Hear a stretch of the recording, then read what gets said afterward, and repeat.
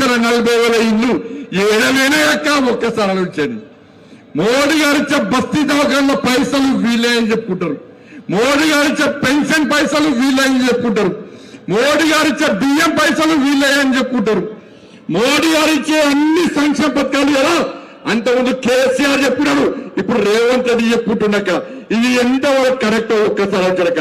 ఇలా జుబ్లీస్ లో గెలిస్తే మా కిషన్ రెడ్డి గారు ఢిల్లీ పోయి సార్ ఈ షేక్పేటలో అత్యధిక ఓట్లు బీజేపీకి పడ్డాయి సార్, దీపక్ రెడ్డిని గెలిపించింది సార్, ఈ షేక్పేటలో సమస్యల పరిష్కారానికి నాకు పైసలు ఇచ్చారని చెప్పి మా కిషన్ రెడ్డి సార్ లొల్లి పెట్టి పైసా తీసుకొస్తాడక.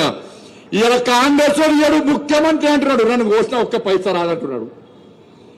ఇలా బీఆర్ఎస్ అంటున్నాడు, నేను దోసుకుంటే పైసలు నాకు లాగు, నేను ఎందుకు పైసలు ఇస్తా అంటున్నాడు. ఇలా ఇచ్చేది ఎవరక? ఇచ్చేది నరేంద్ర మోడీ గారు. ఇవ్వాలి ఇచ్చిన పైసలన్నీ నరేంద్ర మోడీ గారే, కానీ ఏదో ఫోటో పెట్టారు. ఇలా ఇది ఇలా తెలంగాణ రాష్ట్రంలో జరుగుతుందక. ఇవన్నీ పోతే నేనేమో అభివృద్ధి మాట్లాడుతున్నా. ఇలా ముఖ్యమంత్రి ఏమంటున్నాడే, ఇటుపక్క తుర్కొని పెట్టుకుంటాడు, ఇటుపక్క తుర్కొని పెట్టుకుంటాడు, మధ్యలో ముఖ్యమంత్రి టోపీ పెట్టుకుంటాడు, ఆడ క్యాండిడేట్ ప్రదేశ ఆయన టోపీ పెట్టుకుంటాడు, ఈ పక్కన ఇద్దరు తుర్కొని అని అవుతున్నారు. ఇది పిచ్చోదారు భయ్, మేము టోపీ పెట్టుకుంటలేము వీళ్ళు టోపీ పెట్టుకుంటున్నారు భయ్ అని వాళ్ళు అవుతున్నారు. వాళ్ళు అలా తెలుసు, పిచ్చోళ్ళని తెలుసు, వాళ్ళకి పిచ్చోళ్ళని తెలుసు. ఏమంటారు తెలుసా అక్క? నేను ఒక్కసారి అన్నాక పెద్దమ్మ గుడి గుర్తే కట్టిస్తా అన్న తప్ప కట్టి అనలేదా? గట్టి అనలేదా? గట్టి చెప్పాలి అక్క, మీరు గట్టి చెప్పాలి. నేను రోడ్లు ఇస్తా, మోర్లు కట్టిస్తా, లైట్లు ఇస్తా, పెన్షన్లు ఇప్పిస్తా, రేషన్ కార్డులు ఇప్పిస్తా, బియ్యం ఇప్పిస్తా, తులం బంగారం మెడలు వంచి కాంగ్రెస్ మెడలు వంచి ఇప్పిస్తా అన్న. నేను మాట్లాడితే ఈ కేసీఆర్ కొడుకు టిట్టెత్తిలోడు ఢిల్లీ పోయి ఇగో బండి సంజయ్ వస్తాడు ఊకే గుళ్ళ గురించే మాట్లాడతాడు అని. నేను గుళ్ళ గురించి మాట్లాడే ఇప్పటిదాకా అంటే మళ్ళా ఆడ ఎప్పొచ్చిందా ఈడిక చేయమంటారు తెలుసా? లేదు జుబ్లీస్ లో మమ్మల్ని గెలిపియండి, మొత్తం శ్మశానం చేస్తా, జుబ్లీస్ కట్టిస్తాడట. వాళ్ళ సొంత పైసలు పెట్టి శ్మశానం వాడికి తుర్కోలో కట్టిస్తాడట. ఏడ కట్టిస్తాడట? ఈడికి వచ్చిందిరా ఇక్కడ ఆర్మీ వాళ్ళ జాగా కబ్జా చేసి తుర్కోలకు శ్మశాన వాటిక ఇస్తానొస్తే ఆర్మీ వాళ్ళు తీసి ఫడా చంపి పడేసారు. అక్క ఇళ్ల మధ్యలో శ్మశానం కూడా బతుకుతారా మీరు? మీరు బతుకుతారా అక్క? మీరు బతుకుతారా అన్న? ఇవాళ బీఆర్ఎస్ వాళ్ళు కాంగ్రెస్ వాళ్ళు ఏమంటారు తెలుసా? కేటీఆర్ ఏమో నేను నా సొంత పైసలతో శ్మశాన వాటిక తుర్కోలో గట్టిస్తా అంటున్నాడు. రేవంత్ రెడ్డి సార్ ఏమిటంటే ఈ షేక్పేటలో ఉన్న పార్కులన్నీ శ్మశానం చేసి పడేస్తా అంటున్నాడు. మీకు గుళ్ళు కావన్నా శ్మశానం కావన్నా? గుళ్ళు అయితే ఇటైన ఓటు నెంబర్ 1, శ్మశానం కావాలంటే అటు ఇటు ఎటని వేసుకోరు, ఎటు అనౌన్కి వేసుకోరు. గారి గుడి కూల్చిరక్క, ముత్యాలమ్మ గుడి కూల్చిర్రక్క, పెద్దమ్మ గుడి కూల్చిర్రక్క, ఇప్పుడు గెలిపిర్రక్క. పెద్దమ్మ గుడికి పక్కా ప్రారంభోత్సవం చేస్తాము. అయోధ్య నుంచి అర్చకులను పట్టుకొస్తా, అయోధ్య నుంచి అర్చకులను పట్టుకొస్తా పెద్దమ్మ గుడికి. అయోధ్య నుంచి అర్చకులను పట్టుకొచ్చడం కాదు, అవసరం వస్తే అమిత్ షా గారిని పిలిపించి పెద్దమ్మ గుడికి కొబ్బరికాయలు కొట్టిస్తా. మరి నేను గుళ్ళు కట్టలేమక్క. ఇలా ఆడ కూల్చే ముత్యాలమ్మ గుడి కూల్చే, పెద్దమ్మ గుడి కూల్స్తే ఇవాళ మీరు కాంగ్రెస్ కి ఓటేసి గెలిపించారు అనుకో ఏం చెప్తాడు? ఇలా గోదావరి కన్నా 40 గుళ్ళక మీరు నమ్మురన్నా. నిన్న 40 మైసమ్మ గుళ్ళు కాంగ్రెస్ అని కూల్చేసాడు. 40 మైసమ్మ గుళ్ళు రాత్రి కూల్చాడక్క.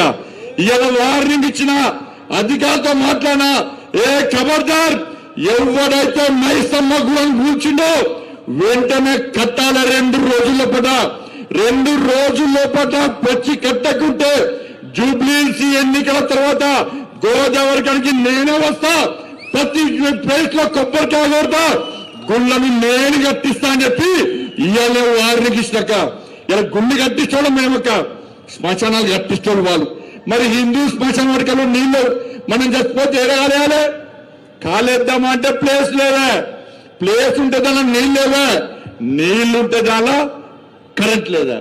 ఇలా మన గురించి పట్టించుకోరక్క. ఇలా తురుకోలు కొట్టాట. ఇలా ముఖ్యమంత్రి అంటున్నాడు కాంగ్రెస్ అంటే ముస్లిం అంటే కాంగ్రెస్ అట.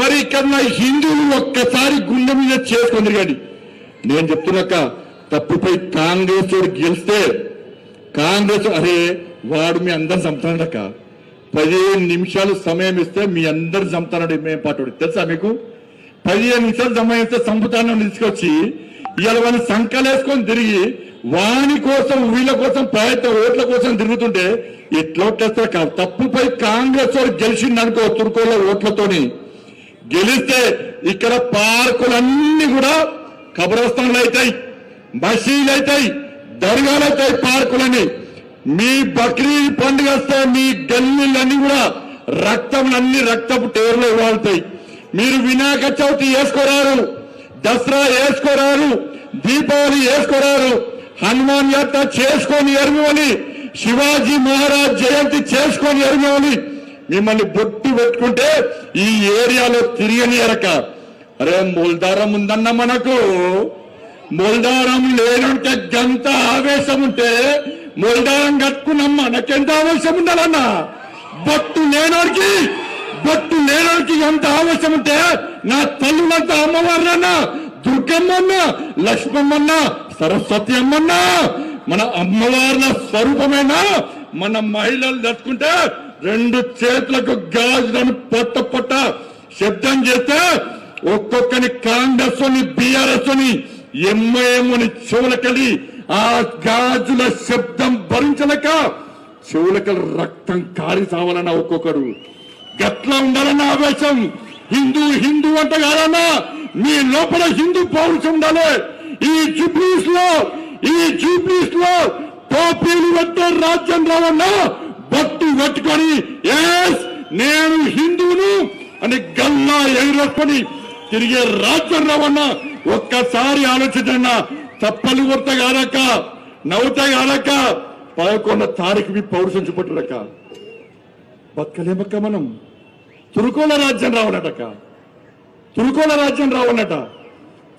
రాజ్యం చేస్తారట ఇలా మనమేడ బతకాలను ఒక్కసారి వచ్చండి వాళ్ళవి ఉన్నాయి 1,00,000 ఓట్లకు కావాలి ఉన్నాయి అన్న 1,00,000 ఓట్లన్నా వాళ్ళ ఓట్ల కోసం బిచ్చ బతుకన్న వీళ్ళది మసీదుల పాటు ఓతురన్నా నీ బాంచం నీ దండం పెడతా నీ కాలు మొత్తం మాకు ఓటేయండి అంటున్నా బీఆర్ఎస్ కాంగ్రెస్ శాస్త్రంగా నమస్కారం చేస్తున్నా ఇఫ్తార్ విందులు పడుతున్నా ఎప్పుడైనా మీ బస్తులకు వచ్చి హిందువులారా ఓటేని అంటారా అన్న ఇటుపక్క అటుపక్క మౌలానం పట్టుకొని తిరుగుతారు కాంగ్రెస్ మరి ఒక్కసారన్నా ఇటుపక్క స్వామీజీని పట్టుకొని తిరిగేద్దాము ఇలా కాంగ్రెస్ వాళ్ళకు లేదన్నా సిగ్గు లేకుండా ఇలా మైనార్టీ ఓట్ల కోసం కక్కుర్తి పడుతుంటే భవిష్యత్తులో మీ రాజ్యం మీ బతుకులు ఏమైతాయో ఒక్కసారి ఉంచండి ఇచ్చినాక నేను బోరమండలు ఇచ్చినాక తురుకోలేళ్ళకి అందరికి పైసలు ఇచ్చారు 20,000 10,000 20,000 మీ ఓట్లు వద్దన్నప్పుడు మీరు ఎందుకు వేయాలి ఓట్లు ఎప్పుడు వేయాలి